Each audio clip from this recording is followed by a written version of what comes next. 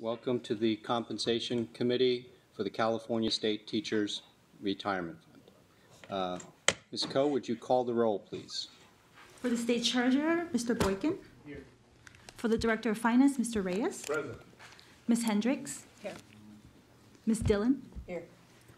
Chairperson Keeley, you have a quorum. Thank you, Ms. Coe. There's still a sense of relief in the air, still nice feeling of optimism and hope. And if this was a house of worship, we'd be singing, "Oh, happy day." Hallelujah. So, being that it's not, we won't break into hymn. Not the And one we'll part just that I read. look at item 1, which is the approval of the committee agenda and work plan, and I will entertain a motion to approve. So moved. Second. Moved by Ms. Dillon, seconded by Mr. Reyes to approve the committee agenda and work plan. All those in favor say aye. Aye. Thank you. Item number 2 is the assessment of the pay comparative group for positions under the board's compensation setting authority. Ms. Licknock is here from staff, and Mr. Adam Barnett from McLaughlin is also here. Cassandra, I'll turn it over to you. And is Mr. Barnett going to join us now? Yeah. Certainly, yes. Sure. Yeah, just take a Come on up. middle-ish seat and hit that button down there. Right there? Yeah, just take one of the middle seats and just hit the button so your mic's on. Welcome, Mr. It'll Barnett. show a green Nice light. to see you this morning. So this item is to engage in a discussion on the pay comparator groups utilized for benchmarking salaries for positions under the board's compensation setting authority. Education Code provides board authorization to set compensation for specific CalSTRS executive management and investment staff. CalSTRS compares its pay levels to the competitive market using defined compensation comparator groups. Currently, the policy outlines the compensation comparator groups as a blend of leading public funds weighted at 67% and private sector firms weighted at 33%. Attachment 1 illustrates the public fund comparator groups utilized for the last pay comparison, which was conducted in 2009. And Attachment 2 is the list of the 2012 public fund comparator groups that we would utilize should the compensation comparator group not change. Since initiating the compensation salary benchmarking, the committee has utilized McLaughlin Partners on 4 separate occasions to evaluate the base salaries of the impacted positions. McLaughlin is one of the leading performance reward consulting and benchmarking firms for the financial services industry and a firm in the committee's pool of compensation consultants. Adam Barnett, head of asset management at McLaughlin, is here to lead a discussion to assist the committee in assessing the current pay comparator groups and determine if any changes should be made. Once the pay comparator group has been finalized, salary data will be compiled for the committee's evaluation of base salary adjustments, if any, and we plan to do that in the April committee meeting. So I'm going to turn it over to Adam. He has a presentation. Thank you, Ms. Licknock. Before we turn it over to you, Mr. Barnett, just procedurally, what I'd like to do is have Mr. Barnett start and complete his presentation in whole, and then we will take questions and comments and give some direction, if that's okay with the committee. Okay, Mr. Barnett, good morning. Thank you. We'll just walk through this, and you should have this in your materials. Everyone has it? Yes? So we'll go through this rather quickly, just to save lots of time for discussion, if that's okay. As Cassandra had noted, we were asked to help review the pay comparator groups that are used for benchmarking purposes for executive positions and then for investment staff. And what we'll do in this presentation is confirm our understanding of the context that CalSTRS operates within, and then describe several different alternative comparator groups and the strengths and weaknesses of each of those groups. And then based upon the committee's review of this discussion, and we'll hopefully get the committee's concurrence on the group, and the final group would be used as a basis for pay benchmarking that would commence in 2013. Just briefly, this is, I believe, self-evident. CalSTRS is one of the largest institutional investors in the world. The board considers staff to be high-performing. CalSTRS has significant funding challenges, as many other public funds do. Attracting and retaining top caliber staff, top performing staff is critical to generating the investment performance needed to meet these funding challenges. I think we should all acknowledge that CalSTRS pay levels are low relative to the most likely competitors for top managers. And there's an appendix which you should each have. We can flip to it now. This is based upon information that's publicly disclosed. Many of these are our clients, but this is public disclosure from Pension and Investments that you'll see. I'll flip through it quickly just so we're all on the same page. This is Appendix 1, lists actual pay levels for senior investment staff. Most of these individuals are employed by endowments and foundations. And you'll see, I'm looking at the appendix itself now, there are two instances of other public fund investment officers. Britt Harris at Texas Teachers ranks number 23 at about $1 million in pay, and then you'll see on the next Charles Carey at Georgia TRS ranks number 48.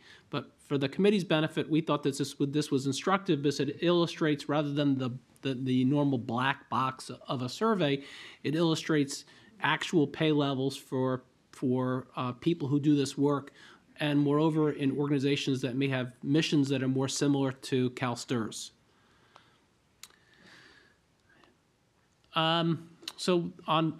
Returning back to item number 4 on page 3, CalSTRS pay levels are low relative to the facts that we just presented and discussed in Appendix 1.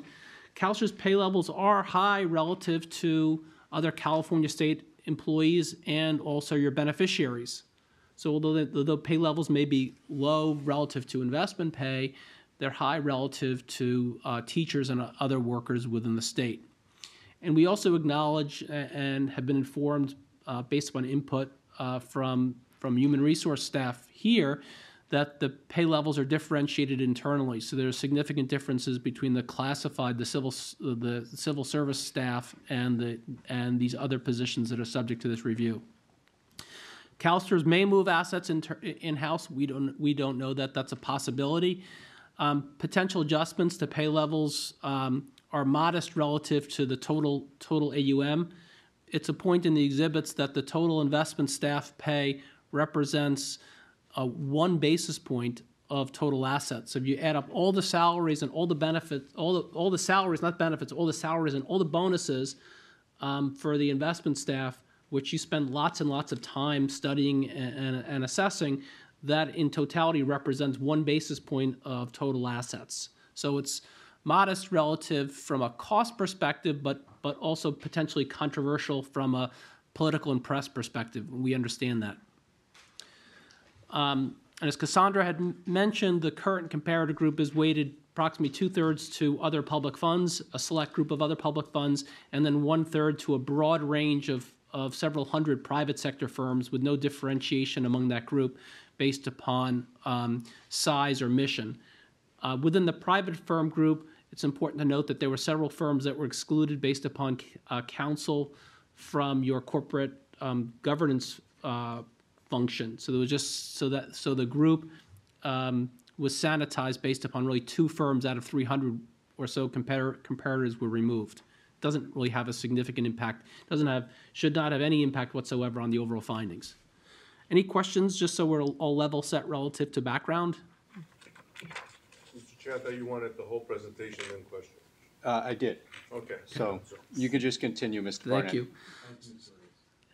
So there are three alternatives as the three primary alternatives that are identified in this presentation in terms of for the committee to deliberate. First is basically, should we just simply retain the current comparator group? We have 67% other public funds and 1/3 a broad range of private sector firms.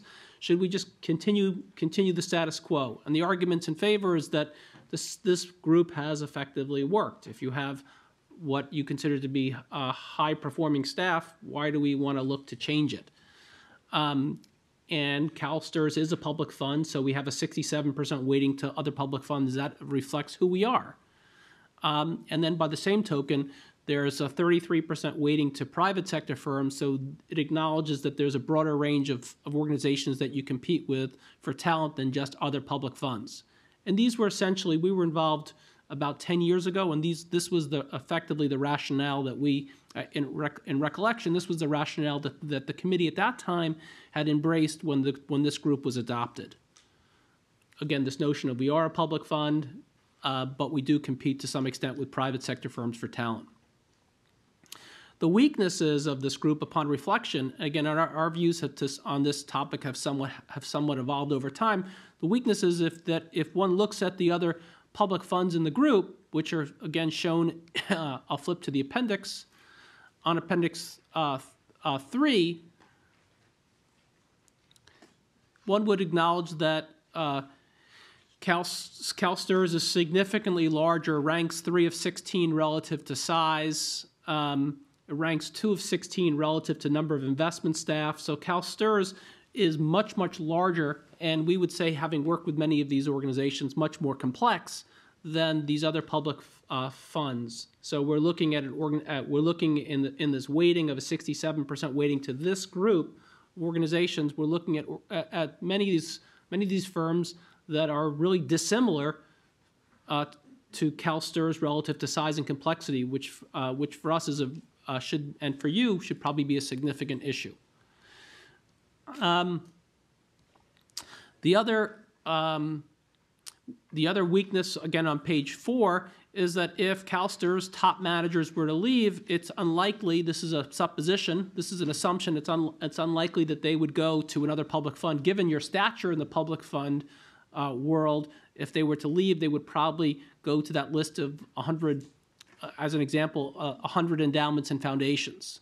Other similar mission-driven organizations probably would not go to the South Dakota Investment Council. And then the other weakness of this group is that the private sector firms that represent 1/3 of the weighting are really in a different business than CalSTRS, different accountabilities, different mission, and that's what we'll come back to, different mission and different job responsibilities. Not saying more difficult or less difficult, but just fundamentally different.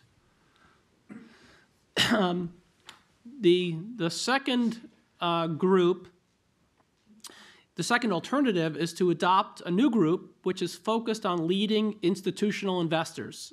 And the primary advantages, strengths of this alternative are these comparators, and these are probably our two most significant.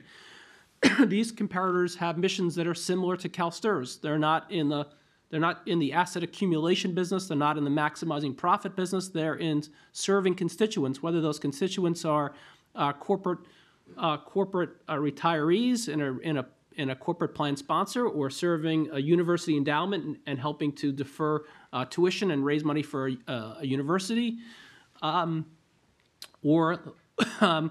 or to serve, as we have in several instances, serve other public retirement beneficiaries. So these competitors have similar missions to CalSTRS, unlike the private sector firms. These are leaders in pension asset management, meaning that when we and there was no input on of CalSTRS staff in this, we identified organizations based upon our work with them that we considered to be leaders, innovators, well-respected in institutional investment management, just similar to CalSTRS. It excludes private firms where the private sector firms where job responsibilities are different. They're more comparable, and the jobs are more the job responsibilities are more similar to the CalSTRS senior staff.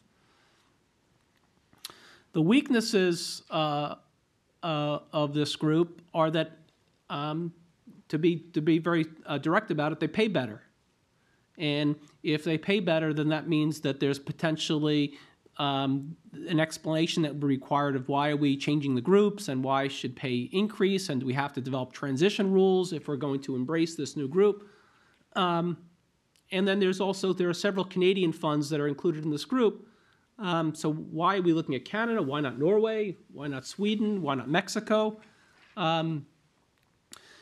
again, it's a question, not to mention that CalPERS just hired their new CFO came from British Columbia. So it's not to say that Canada's that far away.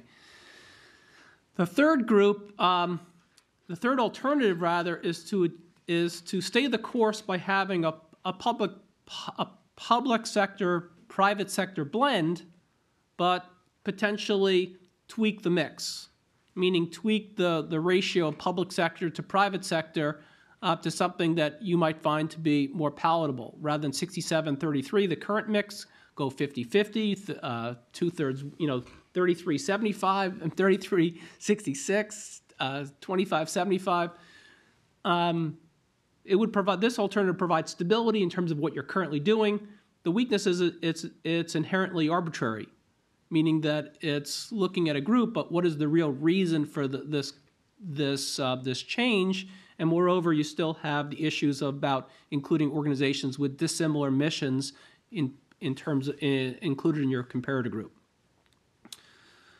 Those were the three alternatives that we had prepared. There are, of course, other ones that could be considered. These to us seem to be the most prominent, and we'd welcome any questions from the committee about this work. Thank you, Mr. Barnett. We'll open it up to committee members for questions or comments.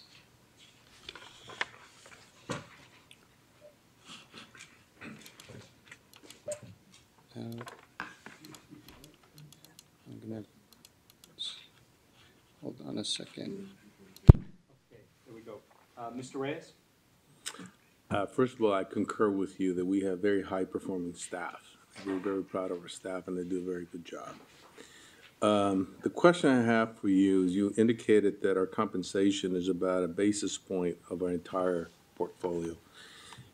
How does that compare to CalSTRS in terms of the entire? Is theirs higher or lower? To CalPERS? Yeah. I believe it's in the comparable range.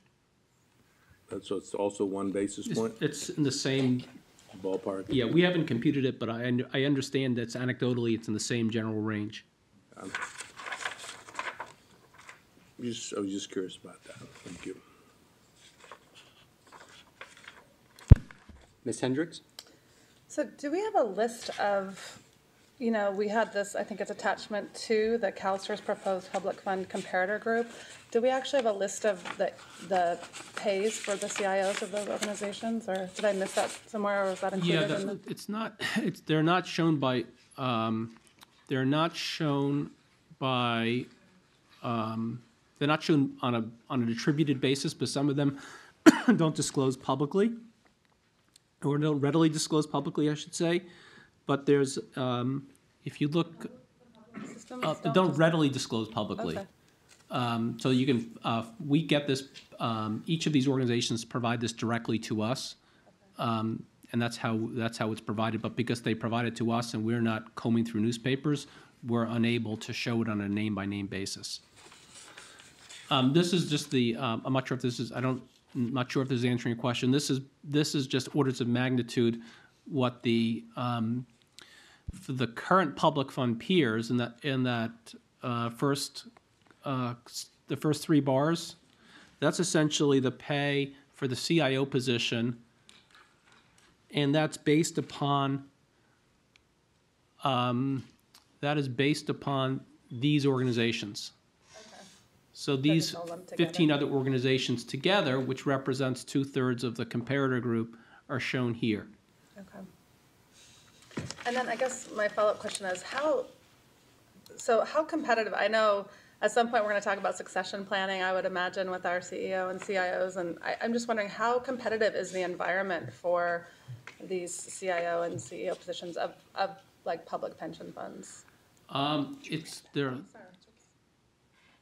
We're not, again, we don't do search, so maybe an executive search consultant would be able to provide better counsel, but we understand that there are several open positions, and the concern that we would have if we're trying to be helpful and direct to you as for the committee, when we look at the labor market, we would also view it as broader than just public funds, and we would look at it and say that there are hundreds of other organizations in the nonprofit space that also pay these people. Anything else? I'm good. I'm sorry to interrupt the flow here, but we do need some technical support with the mics. There's some stuff going on, so if staff could come up and just take a look. We can continue, but we've got some issues going on with the mics. Thank you. Any other questions or comments from committee members? I do, but I can't figure out. Yeah, why don't we pause until Okay. we can get the microphones working? Thank you very much. So we'll just pause until we get the mics.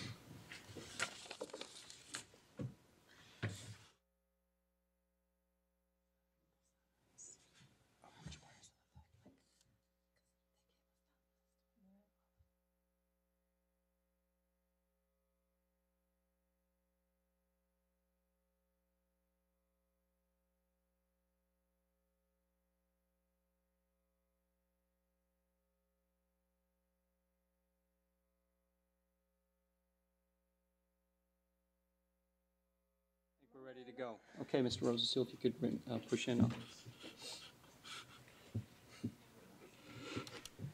Okay, Mr. Rosenstiel. Thank you.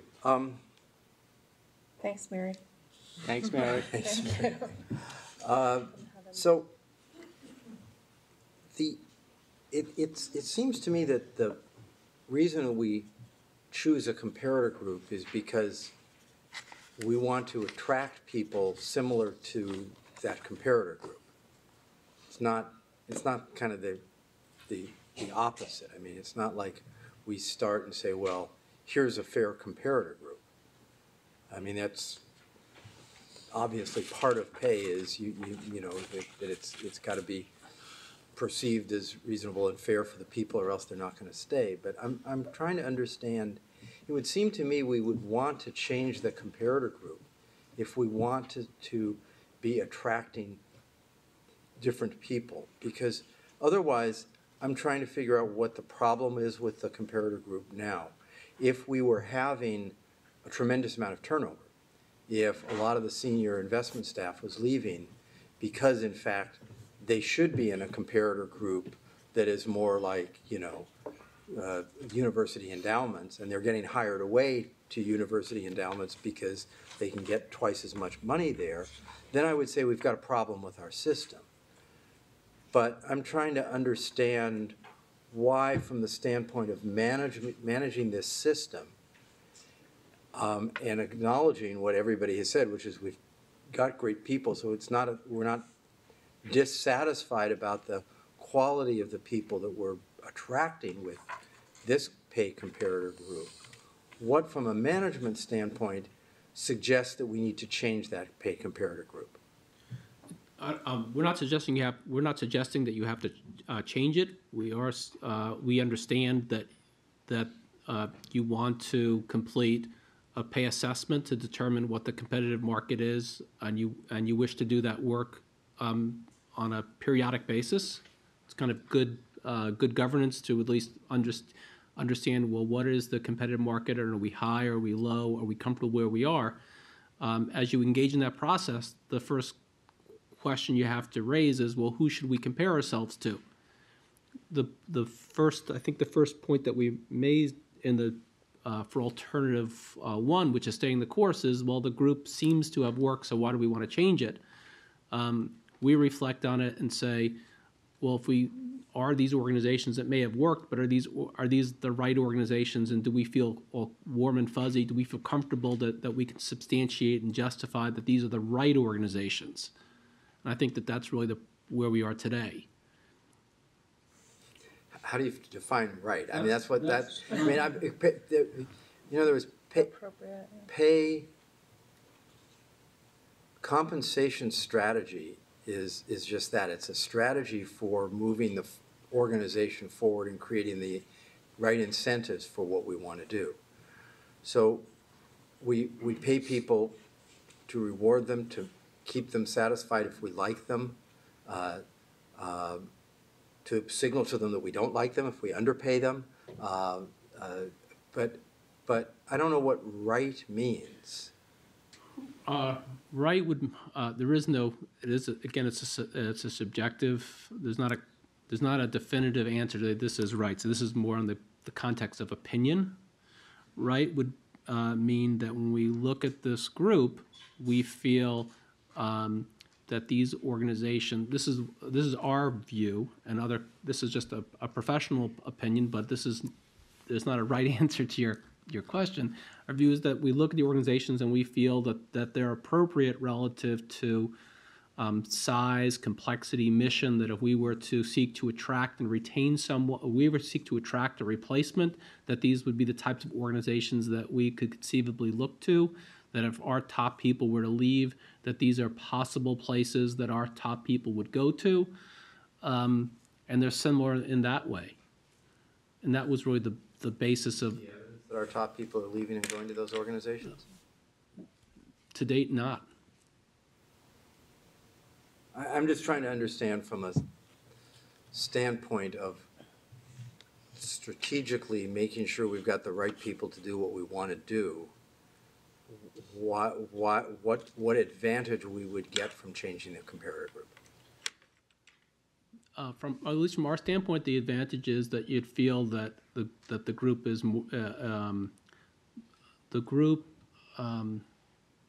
when you look at the underlying firms in the group, that you feel that the group is reasonable, that the groups are similar relative to, as we mentioned before, mission, they're similar to prominence in terms of institutional management, that the roles are probably more similar. Our sense of discomfort, to be direct about it, with the existing group is that the private sector firms, there's different propositions with respect to pay, and their operating objectives are different from CalSTRS. And similarly, for some of the other public funds, we don't see them as necessarily as likely places for your people to go to.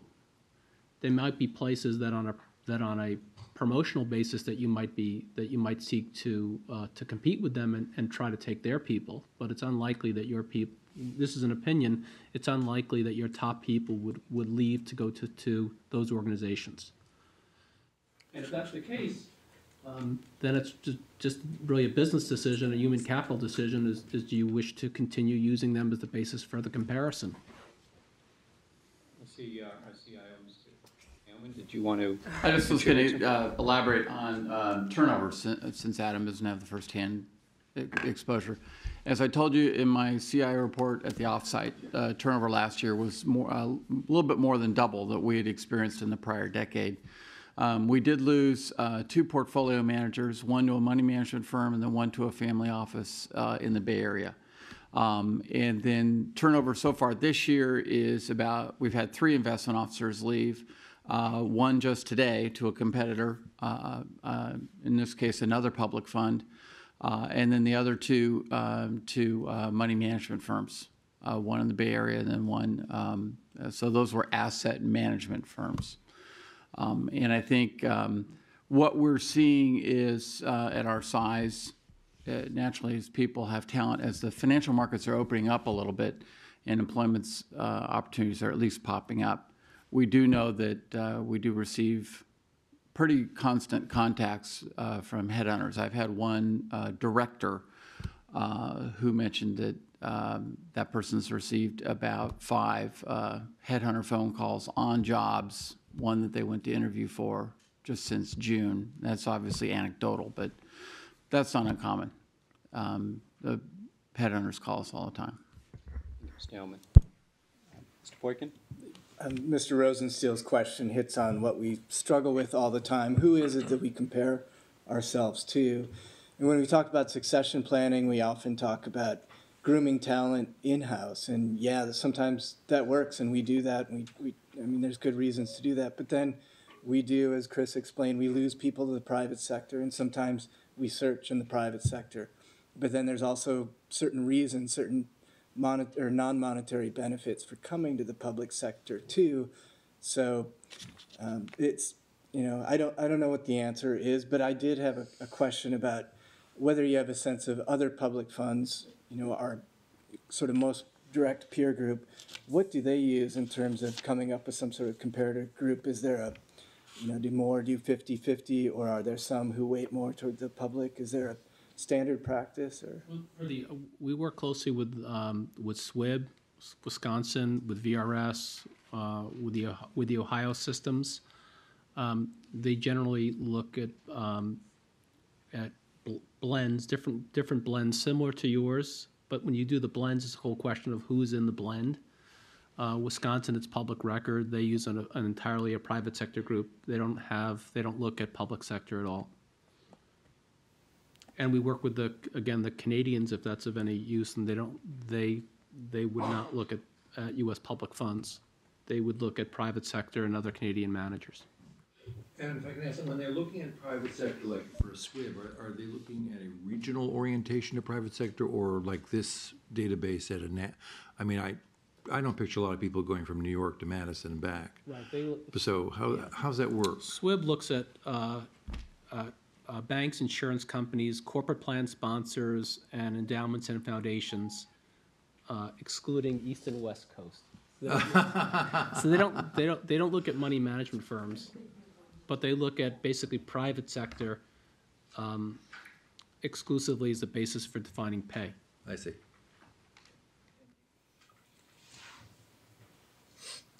Any other questions or comments before I weigh in a little bit? Mr. Reyes. Mr. Rosenstiel raised the question about the comparative groups, and you indicated that some of those groups perhaps are somewhat different than what we are, or at least you highlighted, what their emphasis is. And I guess the question for me is, well, we sort of look at these global groups to try to come up with something, since there's nobody like us, obviously. And in those comparative groups that we have on the private and the public sector, while it's basically 2/3, 1/3 split, has anything changed within those groups that makes us think that while they were good enough a year ago for us to compare, now they're not good enough? Yeah. And I said that they were probably good enough last time I was involved in this was probably 10 years ago. They were good enough 10 years ago in terms of just the analytical approach of a group. And I would say that upon reflection, upon 10 years of experience later and working with many of these organizations, I think this goes to our recommendation to you that the group of institutional managers are better. We think it's a more defensible group based upon size, complexity, and mission. I think it's harder to say, well, if it's harder for us, and it should maybe be harder for you to defend, to say, well, should BlackRock be in our competitor group? You would say, well, maybe they compete with us for people, but the mission is so different. Should South Dakota Investment Council be in our competitor group? I think it becomes harder to defend. So if we're being put in a position by the committee to defend something and to explain something, to us it seems that that's the most defensible and reasonable. Anything else, Mr. Reyes? Ms. Dillon? In the write-up that we received prior to the board meeting, there is a proposed public fund comparator group and a proposed private, but that's not what you're proposing. Your advice to us is to take a look at the institutional. There are three alternatives. Our suggestion, we've tipped our hat, but our suggestion is that seems to be the most reasonable one. Then I guess I'm curious why that wasn't in our write-up, but the new proposed comparator groups were. I think that those were the historical groups. And maybe I can. What I was providing in the write-up was what your comparative group looks like should no changes be made. It wasn't a recommendation to stick with it. It was the information that we had available as to what your comparative group looks like now, should we not make any changes. And this is what we used last year, and this is what it would be this year. So the proposed aren't really proposed then. They're just what they would be if we stayed with the same comparator group, even though we've taken 3 off of it. I think Because, that, because those three didn't, we had. they a don't dis- cover staff under incentive pay, so they were excluded? In the private, on the private, the list of, Public side, it was, on the public side, those were incorporated back in, I believe. They should be in the final document. Yeah, in the final document. They'll be in this document. There was Texas and Florida and New Jersey? there was an omission from the list. Got it, okay. Right. They're in this document on the screen. Okay, I was thinking that maybe they were dropped because they didn't have an incentive pay program, but, alrighty, thanks. Anyone else? All right. All comments and questions?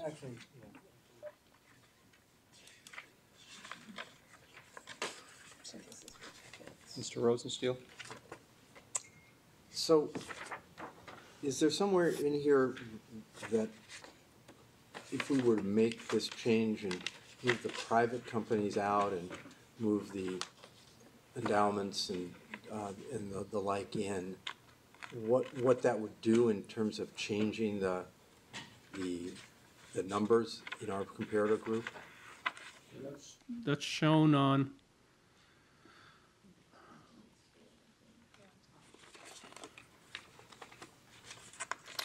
Appendix 5 shows the pure public fund group, which is, again, a subset of 15 to 20 other public funds. It shows the current comparator group, which was the 67-33 blend, which represents those same 15 to 20 public funds, as well as a broad section of private sector firms. That is the current practice. And there's the all private sector firms, which is 300 some odd organizations, and then the likely HR competitors are the ones that we show in that box to the far right. So, the base salary is, if we compare our current comparator group to the likely HR competitors, Salary similar zone. salaries are pretty similar. So, and that's all we're using this for right now, is that right? I mean, because if we were to start talking about, incentive compensation that goes from, potential 200,000 or 300,000 up to a potential, 700,000 or 800,000, that would require more than just changing our comparator group. It would require changing our compensation policies, right? That would all be part of, but that, we're not doing that today. Yeah, But if correct. we That's change where the we're going. comparator group, we would also change the compensation policies so that we would also accommodate the possibility that people could earn the incentive compensation of this new comparator group. The incentive ranges would be, Yeah, that's- you're correct. challenged by that. Exactly. Okay. Yeah. But you're also right, the practical exercise was more around the salary ranges around the base, but I think where you're going, Paul, is right. It would be, if you change that reference point, you're gonna need to think about those incentive ranges, whether they make sense or not. And so the median comp before considering long-term deferred awards, which I think we have, would still be in the $1.2 million range. And it's not suggesting that, again, there's two issues. It's what's the comparator group, and do you determine that, well, we should be at the lower end, we should target our pay at the low quartile of the comparator group? And then there's another dimension about if we target our pay at this group, do we say that we'll monitor this over time and implement this over a 2 or 3 or 4 year period to transition to it? Those are independent decisions. Okay. I'm still just struggling with what problem are we facing that we're trying to fix by making this change? That's all We I don't think that's the haven't made, driver. we haven't made a change. We're just No, having I mean, a if we, but to discussion. consider the change. I mean, in other words, I think we have to have a reason to make the change other than fairness is important. Fairness is very important, but when we start talking about these kinds of, I guess I'm from this business and we pay for performance, so I want to know what performance is lacking that we need to fix to, that this new compensation comparator group might address. And if there isn't a performance problem or retention problem, an attraction problem, and a performance problem that we're trying to address, I'm struggling with the rationale for that. That's just my thought. And I'm not even a voting member of this committee, but those are my thoughts. So just from my perspective, one of the, we're looking at this policy is trying to look at on a forward-looking basis. Where do we want to be? Not necessarily, not where it's good to know where we're coming from. It's nice to know where we are today. But I think it's important for us to think about where do we want to be 2 years, 4 years, 6 years from now? Not necessarily when one of our leaders leaves and we're trying to fill a critical position and we're dealing with the salary conversation at that point. How do we view CalSTRS relative to other global institutional investors? Also for me is the point that McLaughlin has made around the core mission. I have a level of uncomfortability around whether or not the private sector really belongs in the comparative group because their core mission is so dramatically different. And I don't think we're recruiting from the Wall Street private sector funds, companies. I don't see people from Wall Street wanting to come to CalSTRS and have their salaries significantly reduced. I don't see us losing talent to South Dakota. I have a level of uncomfortability with the comparative group that we currently have for public sector funds because on Appendix 2 of the public sector funds, with the exception of 4 of them, if we just looked at our global equities, assets under management, just global equities, are larger than all of those funds' total assets under management. So I'm not sure if the comparative group is correct. I think this is a good exercise because it gives us some options and some choices. And whatever decision the committee makes, there will be unintended consequences, both positive and potentially negative, which I think you've outlined relative to criticism, et cetera. But I didn't want to, there are other committee members that are in line, so I just go ahead. To Mr. Rosenstiel, if you didn't decide to say, well, we want to periodically review our pay to make sure that we're in the zone, then you would say, okay, let's just kick the can down the road. Let's not make any decision. If you say, okay, we want to validate that our pay is reasonable, not too high, not too low, then you have to face this question about, okay, now we have to start this process and we want this process to be reasonable and defensible. What are the companies they want to compare to? And that's where, again, that's the catalyst, at least from our perspective, that's the catalyst for re-looking at this. Mr. Reyes. There's so many thoughts that come to mind. I think that the way I look at the comparative group is more of to inform us of whether or not we're in the ballpark of salaries. But at the end of the day, we as a board have to decide what it is we're going to compensate. So we can change it, change the group. But at the end of the day, we decide to be at 80% of what the comparable group. At the end of the day, we really need to know from from Chris is, are we losing staff, and are we losing them because they're getting 30%, 50% better deals someplace else in terms, and the better deal is not just the monetary compensation, but all the other benefits that come with it. I think that the private sector does have a place in our calculation because some of our investment folks function as private sector type of investment in terms of their motivation. I think the public sector has a place in our formula.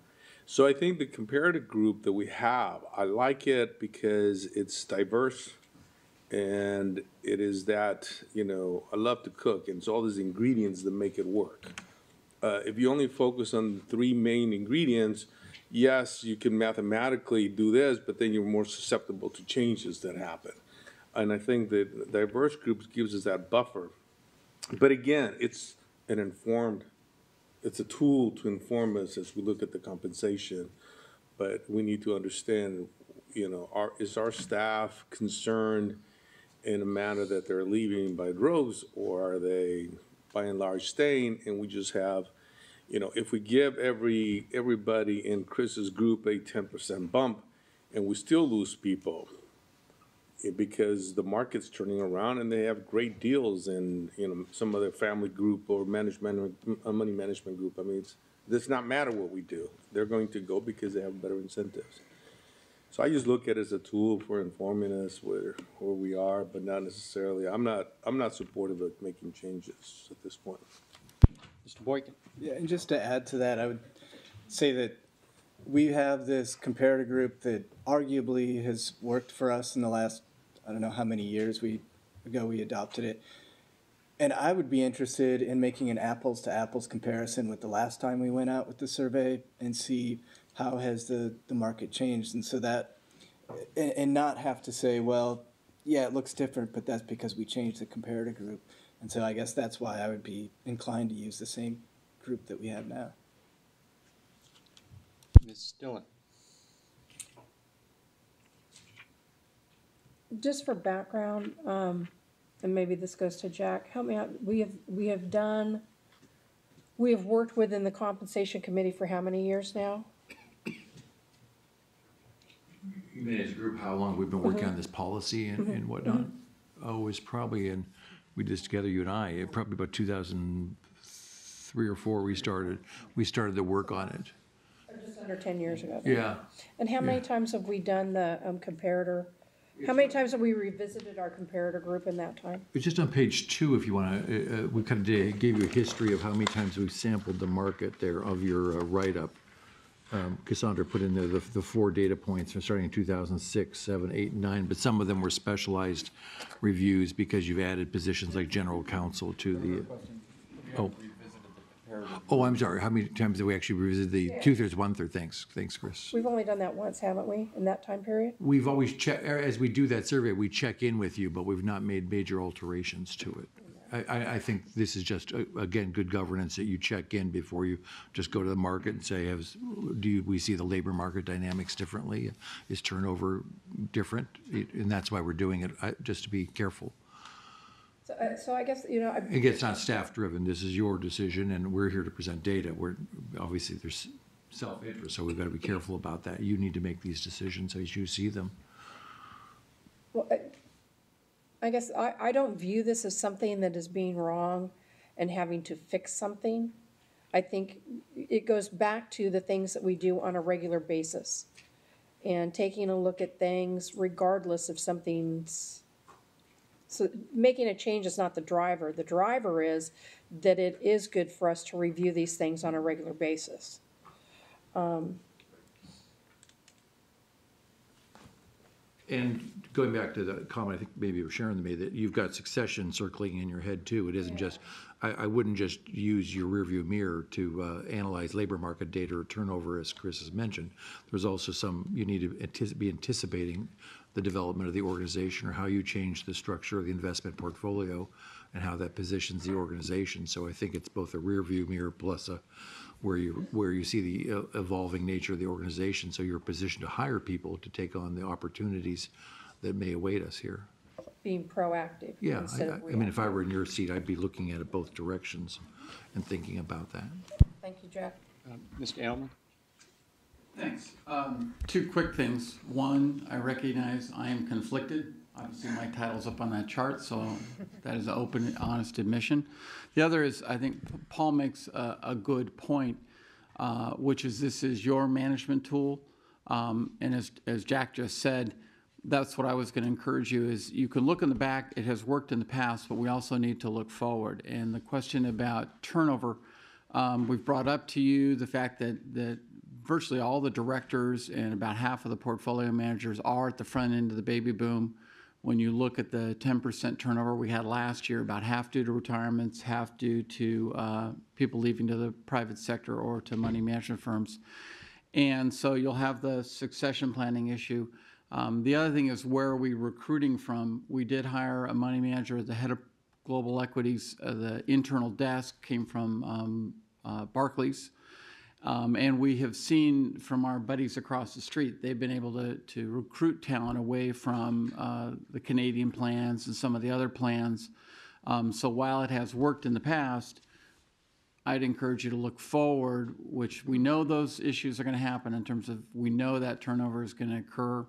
And the challenge always is, as a manager, is do you want to have to lose those people to then make the change, or do you want to be proactive in the way you're trying to adjust it? We are going to have to recruit for a global equity. Trish Taniguchi, as I've told you, is retiring, so we'll recruit for a global equity manager probably in the springtime, because I wanted to get through this process to see where we would set the salary, and it would impact our ability and how we would recruit for that director position. The only other data point, hopefully this doesn't confuse the conversation when I say this, but I guess that we haven't mentioned it, so I want to say it. I'll be the ghost of Carolyn Widener here a bit, because, on the one hand, it isn't really a total, we focus primarily on cash base and cash incentive here, so it's not a total comp analysis, and that's complicated to do. But the one thing that does await us in the future is that for the investment staff, they'll be looking at a defined benefit plan that's essentially chopped in close to half, I guess I'd say, for future hires that are not state employees, since they would be under the new legislation. To the extent those were the types of people that look at employment here and were attaching value to that in the comp package, of recognizing that a long career here would yield an amazingly great retirement, that will be different for sure. We've lost that part of the enticement in the package. Now it's a good pension for sure, but it's certainly not an over-the-top addition to the package. So the cash, I guess I would argue, Chris, might be more relevant to the future employment opportunities here for your staff than it was in the past. I don't know how to. Well, I'm saying, looking at that, if they had, before they were rebalancing the cash offer, this is how I would look at it, of course, by looking at that potential DB being so strong that they would have been eligible if they're getting for a director level, that midpoint's 200,000. They were looking at potentially a strong DB plan in that package. Now the cash becomes more important because the DB has been lessened a lot. So I think it's just a factor. I don't think you could put a metric on this type of thing, and I don't want to confuse the analysis. It can't be that precise.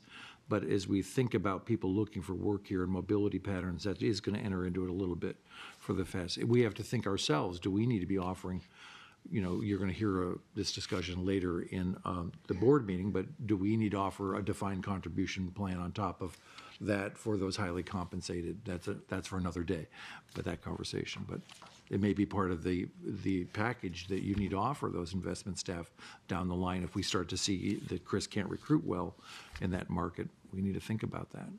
So, Ms. Hendrick? I think that's sort of what I'm trying, and maybe Chris, you could help me with this a little bit, so don't go anywhere. I think I'm just trying to get a sense of, my earlier question about the competitive, what sort of how competitive is the environment right now, and has it changed remarkably from 10 years ago in terms of recruiting good investment managers? Or because I look at the conversation that the words that we keep saying are about performance and being competitive. And I wonder if the private sector and the public sector are becoming more separated, if in terms of, when I think of the investment manager I know at CalSTRS, they love working here because it's a great place to work. And that's sort of an intangible benefit of working at CalSTRS, and they believe in public service. And so they take a less salary because they believe in what they do and they love helping teachers. And I guess I'm just trying to get a sense of kind of, has that always, has there always been that culture, or is it changing more and more? And as the economy is tougher, people want to go in the private sector more, or is it harder to recruit good talent? Or the big change from 10 years ago is we didn't have sovereign wealth funds 10 years ago. They really didn't exist very much. Obviously, we lost our private equity director retired, went to a sovereign wealth fund after he retired. Now he's back across the river at another fund. You didn't have, the Canadians all became crown corporations in the late 90s and changed their model dramatically. So that's something that was new when we were doing this and really thinking US-based. In terms of the staff, the recruitment we've been able to, I play to our strengths, which is, yes, we're big, you get to be high profile. I've worked at locations where you're not in a city center. People may be offended, but Sacramento isn't exactly the cultural capital, even of California. I know. I laughed. I got on a Southwest plane last week and somebody called it the armpit, and even I was offended. So I play to our strengths in terms of recruiting people who have roots, are in this area, or willing to at least, really settle down. Otherwise, you would experience high turnover. I would say our friends across the street, across the river, have generally experienced much higher levels of turnover throughout their history. So I think the culture you see of the people is intentional, that we're going after those people during the process of the interviewing and the ability to recruit. We use placement agents, headhunters. I shouldn't say placement agents. That's a dirty word. Wrong word.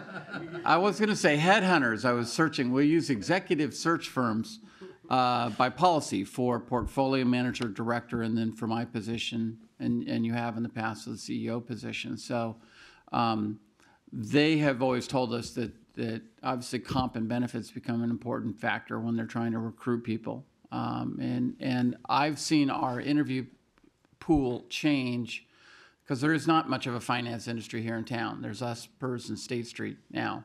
And so we are always trying to pull people away, either from other state funds, and if you look at our history, about a third come from other government entities, about a third from the private sector, and then about a third are just from internal people we've grown up from within. That's really what we have found is the most fruitful way to and most efficient way.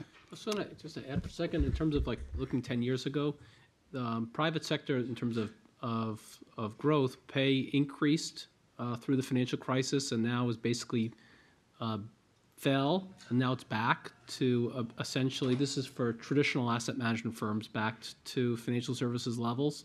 When you think about the overall sucking sound for talent in the broadest sense, what's different now than 10 years ago? About the same headcount in terms of traditional investment management firms, but much more headcount in terms of family offices. So you have the professionalization of family offices where you'll have the chief investment officer function where I'm not allocating my money to Morgan Stanley. Now I'm hiring someone who's working for me, and I have 3 people who do it. That's one place. The other side is that it happened not so much over the last 2 years, but the 5 years before that, university endowments where I used to give all my money to Cambridge, and Cambridge would do that work. Now I was tired of paying those fees, so it was a flood of universities, big and small, hired their own investment staff that they hadn't had those people before. The Canadians probably be they've added to their staffs, but again, a relatively small in the totality of the sucking sound for people, relatively small number of aggregate headcount. It's probably just the university endowments, family offices would be and hedge funds, which really didn't exist about anywhere near the same size they are now. I would add